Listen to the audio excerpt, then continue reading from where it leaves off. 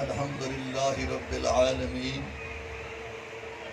والصلاة والسلام على من كان نبيا وآدم بين الماء والطين وعلى آله وأصحابه وأهل بيته أجمعين.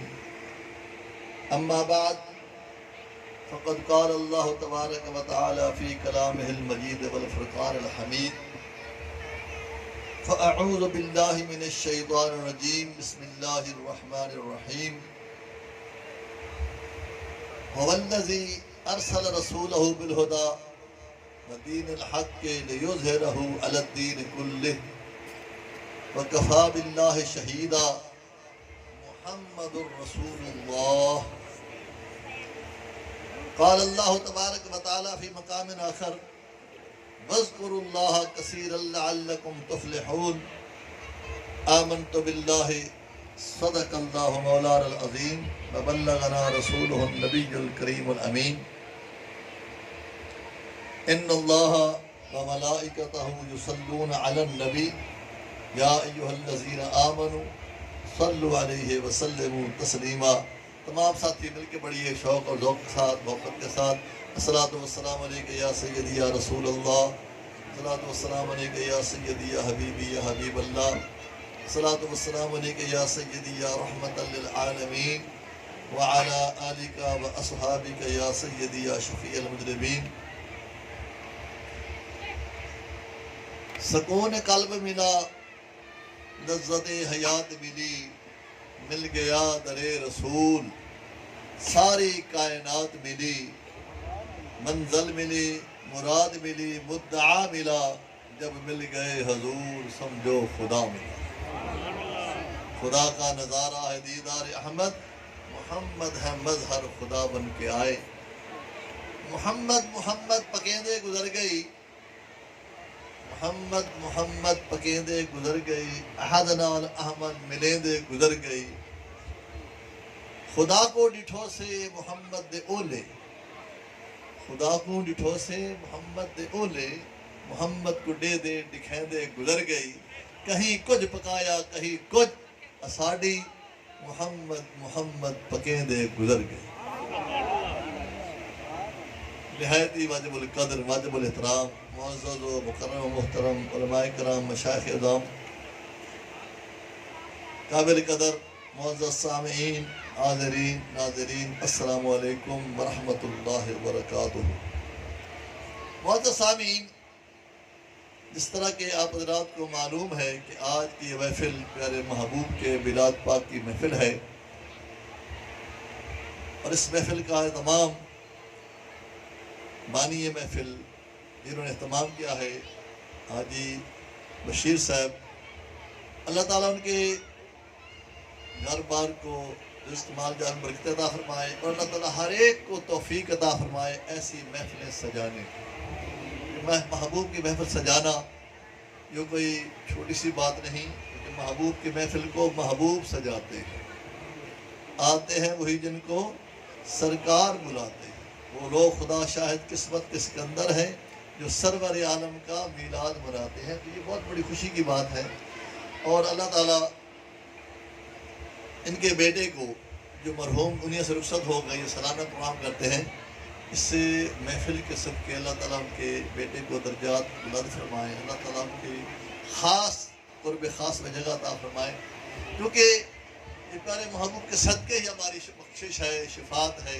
اللہ تعالیٰ ہر وقت ہمیں پیارے محبوب کے گیت گانے کی توفیق عطا فرمائے.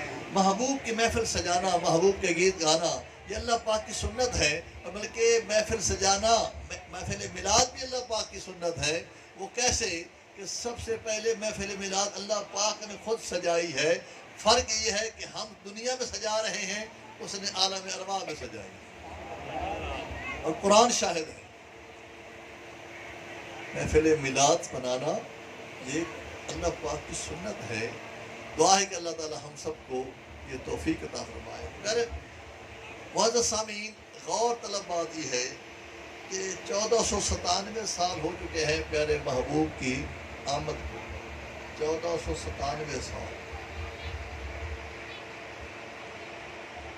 لیکن غور طلب بات یہ ہے کہ کبھی یہ سوچا کہ جس محبوب کو اللہ تعالیٰ نے بھیجا، قسم اٹھا کے تعریفیں کی، محبوب کی شان و عظمت خود بیان فرمائی، وَرَفَعْنَا لَكَ ذِكْرَكَ کا تاج پہنایا، عظمت اللہ نے بلند فرما دی۔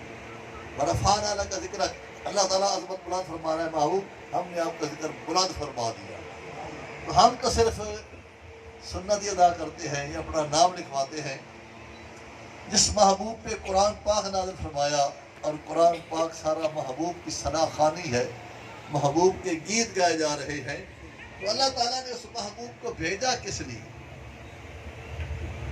جتنی تعریف کرے پیارے محبوب کی، جتنی بھی تعریف کریں اتنی کم ہے، لیکن یاد رکھو کہ آنے کا مقصد بھی ہوتا ہے، تو مقصد بھی سامنے ہونا چاہیے۔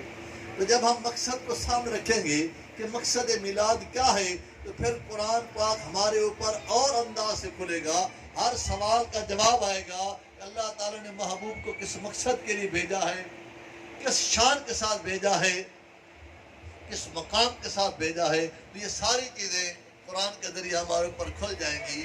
تو سب سے پہلا سوال ہے کہ اللہ تعالیٰ نے محبوب کو بھیجا کس مقصد کے تحت؟ قرآن شاہد ہے، فرمایا هو الذی ارسل رسولہ، وہ ذات اللہ پاک جس نے پیارے محبوب کو بھیجا، جس نے محبوب کو بھیجا، کیا بنا کے بھیجا؟ بالہدا، ہدایت کے ساتھ بھیجا، ہادی بنا کے بھیجا، ہدایت یافتہ بھیجا، ہدایت دینے کے لیے بھیجا، ہدایت لینے کے لیے نہیں، ہدایت دینے کے لیے بھیجا، ہادی بنا کے بھیجا، دین الحق، اور دین حق دے کر بھیجا، دین حق، اللہ کا دین دے کر بھیجا، لِيُظْهِرَهُ عَلَى الدِّينِ كُلِّهِ، تاکہ تمام دینوں پہ دین حق غالب آ جائے، سب سے بڑھ کر ظاہر ہو جائے کہ سارے دین پیچھے رہ جائیں گے، محبوب کا دین حق ہے، دین حق دے کر بھیجا، اور فرمایا وَكَفَى بِاللَّهِ شَهِيدًا، اور اللہ تعالیٰ کافی ہے گواہ۔ محبوب کی گواہی دینے کے لیے اللہ تعالیٰ خود کافی ہے، اور آخر میں نام بتایا محمد رسول اللہ صلی اللہ علیہ وسلم۔ اللہ تعالیٰ نے جس رسول کو بھیجا ہے اس کا نام کیا ہے؟ محمد الرسول اللہ صلی اللہ علیہ وسلم۔ اب قابل غور بات یہ ہے کہ اللہ تعالیٰ نے محبوب کو ہادی بنا کر بھیجا، کس کو ہدایت دینی ہے؟ اور پھر قرآن پاک بھی اللہ تعالیٰ نے محبوب پہ نازل فرمایا، وہ بھی ذریعہ ہدایت ہے، نازل محبوب پہ فرمایا، لیکن ہماری ہدایت کے لیے کہ شہر رمضان الذی انزل فیہ القرآن ھدی للناس، یہ لوگوں کی ہدایت کے لیے قرآن پاک نازل فرمایا پیارے محبوب پہ کہ لوگوں کو ہدایت نصیب ہو۔ اور آج آپ سب نے غور کرنا ہے کہ لوگوں سے مراد ہم ہیں، صرف ماضی نہیں کہ پہلے لوگ تھے، یہ تو قیامت تک کے لیے ہے قرآن پاک ذریعہ ہدایت۔ تو کل صحابہ کرام تھے جنہیں ہدایت نصیب ہوئی، آج ہم ہیں، کل ہمارے بعد آئیں گے، سب کو ہدایت دینے والا اللہ پاک ہے، اور یہ قرآن پاک ھدی للناس ہے قیامت تک کے لیے۔ اور آقا پاک بھی ھدی ہادی بن کر آیا ہے، کس لیے؟ کہ تمام جہانوں کے لیے ہدایت کا سرچشمہ بن کے آئے۔ آپ بھی ھدی للناس ہے، قرآن بھی ھدی للناس ہے، رحمت للعالمین ہے، لیکن اب صورتحال جو چل رہی ہے وہ یہ ہے کہ ہم صرف ماضی پہ کھڑے ہیں، کہ ماضی کو یاد کر کے صرف محبوب کی تعریف کر دی، یا دعا مانگی یا اللہ ہمیں بھی مدینہ پاک کی حاضری نصیب فرما دے، خانہ کعبہ دکھا دے، یہ ہر کوئی دعا مانگتا ہے، اللہ تعالیٰ ہر ایک کو حاضری نصیب فرمائے، لیکن محبوب کے آنے کا مقصد بھی سمجھنا چاہیے۔ اللہ تعالیٰ نے محبوب کو ہادی بنا کے بھیجا یا قرآن پاک کو ذریعہ ہدایت بنا کر نازل فرمایا، اس کا آگے مخاطب کون ہے؟ دیکھو جی، میں اسٹیج پہ بیٹھ کے بیان کر رہا ہوں تو میرے سامنے آپ تمام حضرات موجود ہیں، آپ سن رہے ہیں۔ اگر سامنے آدمی کوئی نہ ہو تو کیا میں اسٹیج پہ بیٹھ کے بیان کر سکتا ہوں؟ ہرگز نہیں۔ اگر اکیلا بیٹھ کے بیان کروں تو لوگ کیا کہیں کہ یہ کملا ہے، آگے آدمی تو بیٹھا کوئی نہیں، کس کو بیان سنا رہا؟ تو اللہ تعالیٰ نے محبوب کو مخاطب کون ہے؟ یہ کبھی سوچا کہ محبوب کو بھیجا کس کی طرف بھیجا؟ قرآن نازل کیا کس کی طرف، کس لیے؟ اب ان دونوں سوالوں کا جواب قرآن پاک میں موجود ہے۔ یا ایھا الناس، اے لوگو، یا ایھا الناس، اے لوگو، قد جاءکم، تحقیق تمہارے پاس آیا ہے، کون؟ برہان من ربکم، میرا محبوب جسے میں نے برہان بنا کے بھیجا ہے، تمہاری طرف بھیجا ہے۔ وَأَنزَلْنَا إِلَيْكُمْ نُورًا مُبِينًا، اور ہم نے قرآن پاک بھی نازل فرمایا تو تمہاری طرف نازل فرمایا ہے۔ آج ذرا غور کیجئے اور جاگ کے سنیے کہ ہم کتنے خوش نصیب ہیں،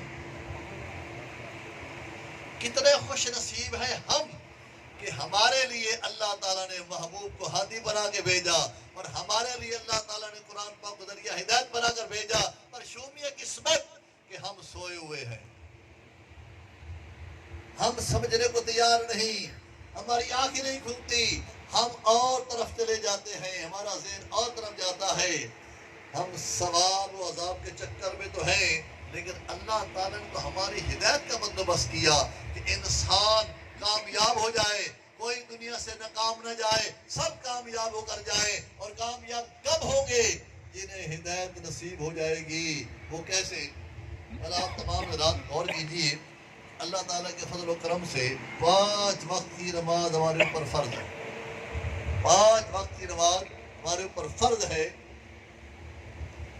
ہر نماز میں، ہر رکعت میں ہم ایک دعا مانگتے ہیں، ہم مانگتے ہیں اہدنا الصراط المستقیم۔ کیوں جی؟ مانگتے ہی نہیں مانگتے؟ جو مانگتے ہاتھ کھڑا کیجیے، آپ مانگتے ہیں بھلا؟ ماشاءاللہ ماشاءاللہ، بالکل، بڑی مہربانی، تکلیف کی معذرت۔ ہم سب دعا مانگتے ہیں، اور کیا مانگتے ہیں کہ یا اللہ ہمیں ہدایت نصیب فرما، کس چیز کی؟ صراط مستقیم کی۔ کیوں؟ کہ صراط الذین انعمت علیہم، کہ صراط مستقیم ان لوگوں کا راستہ ہے جس پر تیرا انعام ہوا ہے۔ تو نتیجہ یہ نکلا کہ ہم یہ دعا مانگتے ہیں ہر روز کہ یا اللہ ہمیں بھی ہدایت دے سیدھے راستے کی، تاکہ ہمیں بھی انعام نصیب ہو۔ ہر روز ہم یہ مانگ رہے ہیں ہمیں بھی انعام نصیب ہو جائے، لیکن کیا کریں؟ ہمیں صرف پڑھتے ہیں، عربی زبان ہے، عربی میں عمل تو کسی کو ترجمہ بھی نہیں آتا۔ ترجمہ کیا ہے؟ اگر ترجمہ آتا ہے تو پھر سمجھتے نہیں کہ ہم ہر روز مانگ رہے ہیں، کیا مانگ رہے ہیں؟ کہ ہمیں ہدایت مل جائے، سیدھا رستہ مل جائے، ہمیں انعام نصیب ہو جائے۔ یہ ہماری دعا ہے ہر روز کی۔ تو جب ہم دعا مانگ رہے ہیں ہدایت کی، تو اللہ تعالیٰ نے ہماری اس دعا کا بندوبست کیا کہ ہدایت دینے والا بھیجا، محبوب کو ہادی بنا کے بھیجا ہماری ہدایت کے لیے، لیکن ہمارے ذہنوں میں کیا بٹھا دیا گیا ہے کہ بس وہ خوش نصیب تھے۔ ہمیں صرف ماضی بتایا جاتا ہے کہ وہ خوش نصیب تھے، اپنے آپ سے بے خبر رکھا جاتا ہے کہ ہم کون ہیں۔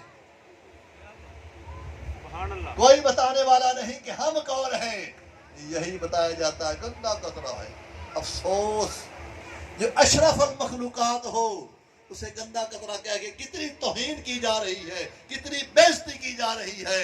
ارے شیطان نے گندی مٹی نہیں کہا تھا، شیطان نے گندی مٹی نہیں کہا تھا تو مردود ہو گیا، اس نے صرف مٹی کہا تھا کہ یہ مٹی ہے میں آگ ہوں، وہ مردود ہو گیا۔